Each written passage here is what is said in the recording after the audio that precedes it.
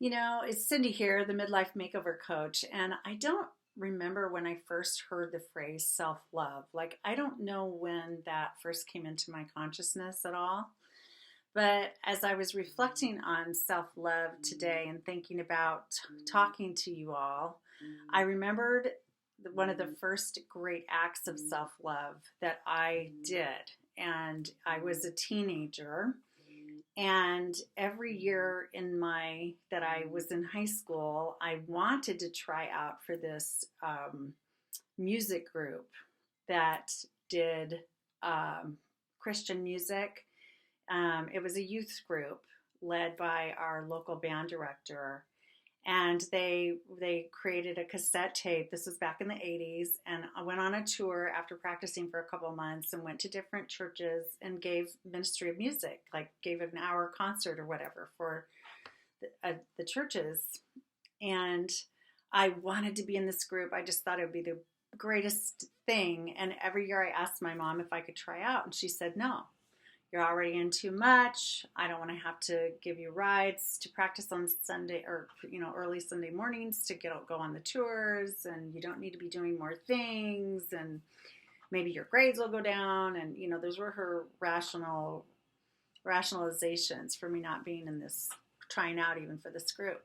And yet I felt like it was so perfect. It was so aligned with who I was and the things I wanted to do. I loved music. I loved youth ministry. I loved God, all those things, and creating music and everything. And I sang, I played instruments, the whole thing. But she told me no when I was a freshman. She told me no when I was a sophomore. She told me no when I was a junior. And she told me no when I was to be a senior, my last chance to try out for this group. This was in Harlan, Iowa. Faith Sound was the name of the group every year. And when she told me no my senior year, I thought, I am never again going to have an opportunity to be in this group. This is it. It's either now or never. And I just didn't agree with her reasons. And I thought, you know what? I love myself and I know I'm meant to do this. So I'm going to go ahead. So I went to the tryouts without telling her. And then I made it into the group. And I had to go home and tell her that I'd done this. So that didn't go over well. That really did not go over well.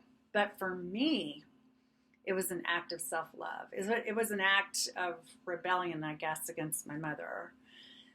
One of the few times I deliberately went against what she asked of me. But it was such an act of self-love because I knew I was meant to do that, and I did it. And it was one of the greatest experiences of my life that year in Faith Sound. It really, really was. And I felt like I was a part of something that made a huge difference.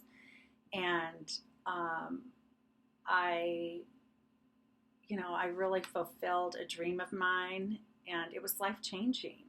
So sometimes we have to go against what even those who love us the most think is best for us to respond in the most self-loving way.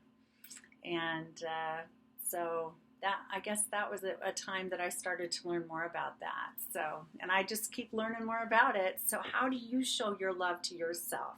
What ways? Let me know. Leave me a message and let me know how you are showing yourself love, true self-love. How is that playing a role in your life now? And I'll talk to you again soon.